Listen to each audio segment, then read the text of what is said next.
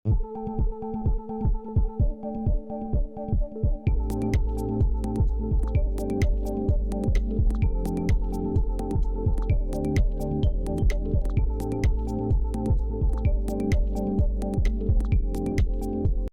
Hafizah, penyanyi pendatang baru asal Bontang yang baru saja luncurkan lagu seperempat abad ini, menceritakan perjalanan karirnya yang penuh lika-liku. Tidak hanya menyanyi, Inas ternyata juga mahir menciptakan lagu. Lantas seperti apakah lika-liku perjalanan karir Inas dalam dunia musik Indonesia? Simak mengenal lebih dekat Inas Hafizah, penyanyi multitalenta asal Bontang sebagai berikut. Benar, aku baru aja debut dan lagu pertama aku yang rilis bareng Naga Suara itu baru rilis Jumat kemarin tanggal 28 Juni, judulnya 1/4 Abad, dan udah ada di semua digital platform. Kebetulan juga video klipnya udah rilis di YouTube-nya Naga Suara. Boleh banget. Fun fact, sebenarnya aku di Kalimantan Timur sendiri, aku tuh jarang nyanyi malah Pak. Aku tuh malah lebih seringnya ya udah panitia sekolah aja, karena di Kalimantan Timur sendiri kita jarang ada event festival lagi. Dan semenjak kuliah pun, karena aku kuliah teknik, jadi aku udah jarang nyanyi. Dan aku selepas kuliah, setelah lulus kemarin 2021, aku baru mulai berkarya lagi. Aku mulai merencanain buat nulis lagu lagi, dan alhamdulillah aku waktu itu kerja di Jakarta dan nggak sengaja datang ke eventnya The Virgin di Naga Suara untuk bawain lagu original, dan aku bawain salah satu lagu aku yaitu 1/4 Abad, dan ternyata di approach sama A&R Naga Suara, Mas Satrio, dan sampailah aku di sini. Panjang ya. Aku itu semua lagu yang aku tulis lagu ini.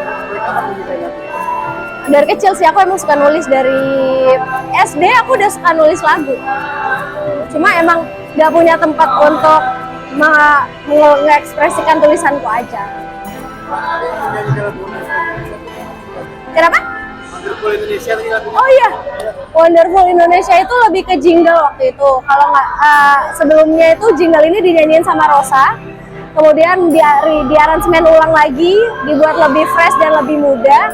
Akhirnya dinyanyiin Kemenparekraf waktu itu milih aku buat jadi penyanyinya dan bekerja sama langsung sama Eka Gustiwan. Kan lulusan teknik ya Mas. Iya, teknik. Kamu pilih jadi penyanyi. Oh enggak. Aku tuh nggak pernah naruh ekspektasi apapun dengan musik, dengan nyanyi. Aku lebih nyanyi tuh karena aku suka dan aku cinta. Aku nulis lagu pun karena aku suka, karena aku cinta. Jadi ternyata malah dunia ini yang ngebawa aku sampai sejauh ini gitu. Dan dari musik pun sebenarnya aku jadi kenal banyak banget orang sampai sekarang.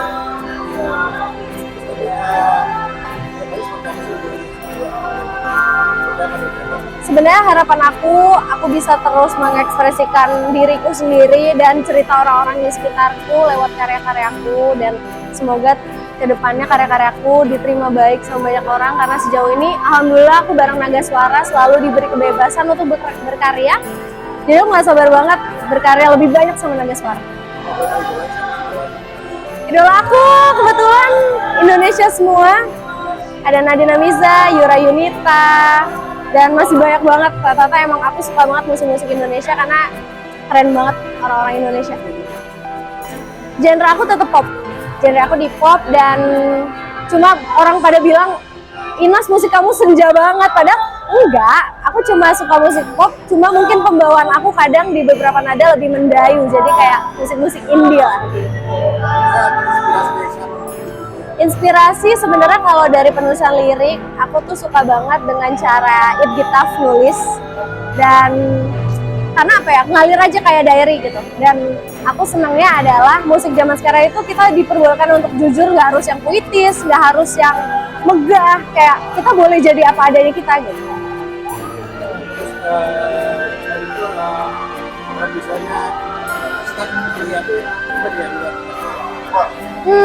Sebenarnya aku tuh kalau nulis lagu lebih ke justru tiap malam tuh kan kita banyak pikiran ya, berisik, dan banyak sekali ide-ide lagu aku yang muncul di malam hari itu. Jadi sejujurnya hampir setiap malam aku nemu lagu baru, cuma akhirnya aku tabung, aku rekam, dan aku simpen. Jadi aku nggak pernah takut sih untuk Betul. betul. Kalau yang Pernah, karena sebenarnya lagu-lagu aku itu sebenarnya juga hasil curhatan aku dan teman-teman aku yang baru rilis ini, lebih tepatnya tuh karena kami itu lagi mengalami quarter life crisis. Kita nggak tahu mau jadi apa, terus kedepannya gimana, hidup masih belum stabil. Padahal waktu kecil kita punya cita-cita, ibaratnya 25 tahun aku udah punya rumah, udah nikah, segala macam. Tapi ternyata semua itu nggak sesuai rencana gitu. Dan lagu ini tuh buat penenang juga buat teman-teman, kayak kamu nggak sendirian, oh aku juga ngalamin hal yang sama. Jadi sering ya ke apa? Misalnya Dicurhatin, benar, emang menampung curhatan teman-teman dan sahabat-sahabat aku yang ternyata tuh ngebantu aku dalam penulisan lirik gitu. terus seperti ini nggak sih ada momen Pak? Ini curhatan aku nih terjadi pelaku di mana? Sering kalau itu, karena ternyata hal-hal yang ada di hidup kita tuh ternyata kurang lebih tuh di usia yang setara ya, itu ternyata rata-rata ngalamin hal yang sama gitu. Dan sebenarnya pun juga seperempat abad itu curhatan aku pribadi, tapi ternyata banyak banget teman-teman yang udah dengerin kemarin itu pada ngerasa, Mas, kayak aku nggak pernah curhat sama kamu tapi kok bisa relate gitu. Aku bersyukur banget sih lagu itu ternyata bisa diterima banyak orang. Ini dari Kalimantan ya. Hmm. Aku bisa ke Jakarta kalau masih di Kalimantan. Aku sekarang udah di Jakarta. Jadi aku udah lama di Jakarta. Iya, aku sudah menjadi anak rantau ya di Jakarta Raya ini. Gimana rasanya? Sebenarnya aku udah ngerantau dari zaman kuliah kan, jadi aku ngerasa ya udah mungkin udah kelatih lah mentalnya gitu di Jakarta. Cuma kadang masih ada ngerasa kesepiannya, ada ngerasa sendirinya juga ada. Di saat Lebaran tiket tuh lagi mahal-mahalnya, aku jadi nggak bisa pulang dulu juga. Udah sering ngalamin, tapi ya udah dijalani aja gitu. Sebelum Islam, Hmm. kita selain Islam apa bisa mengalami Sebenarnya aku dulu justru waktu SD aku nggak bisa aku nggak bisa nyanyi. Tapi aku dulu sempat main gitar juga. Tapi ternyata aku ngerasa kayak aku kurang enjoy deh buat main alat musik. Aku lebih bisa tuh ngekspresin fokus nyanyi aja gitu. Cuma kalau harapan kedepannya aku pengen banget bisa main musik lagi. Jadi aku kalau bikin lagu itu nggak butuh orang lain untuk bantu nyariin chordnya. Aku bisa sendiri gitu. Doain aja teman-teman. Ya beberapa lama lagi aku akan mulai belajar lagi. kalau misalnya dari Dari mana? menjual apa seperti Oh, enggak. Biasanya aku tuh nemu inspirasi waktu aku bawa motor biasanya lagi ngendarain. Terus kalau aku dapat kayak di kepala aku dapat informasi lagu yang potensial, oh bagus nih lagu. Biasa aku minggir dulu, terus aku buka voice note, aku rekam itu biasa udah ada sama liriknya. Atau enggak kadang kalau emang belum ada lirik ya gumam aja kayak nah kayak gitu. berapa jam itu? Contohnya yang seperempat abad itu aja aku bikin dalam kurun waktu 10 menit. 10 menit. Kok bisa Karena itu kayak ngalir aja curhat. bagus terus bisa berkali bercerita pantauan Yes.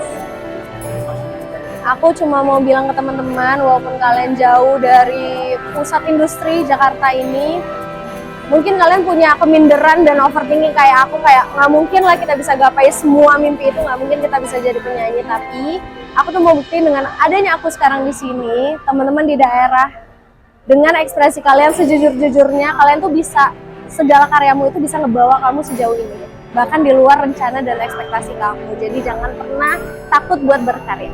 Ini mungkin akan kujadikan pengumuman terbuka kalau sebenarnya aku belum punya nama fanbase. Jadi mungkin kalau teman-teman yang lagi dengerin ini punya ide, bisa kasih tau aku kali ya. jadi ada kuis ya. Iya, betul. Karena aku belum tahu nih nama fanbase aku apa. Sebenarnya aku tuh nggak pernah nganggap mereka yang menggemari musik itu fans. Aku lebih suka ya kita temenan aja gitu, karena dari mereka pun aku sering dapat inspirasi, dapat cerita. Mereka juga suka tiba-tiba curhat di DM Instagram. Dan aku terima kasih banget buat teman-teman yang sampai sekarang udah berusaha approach aku, udah ngasih apresiasi yang luar biasa. Semoga kita bisa ketemu satu-satu secara langsung.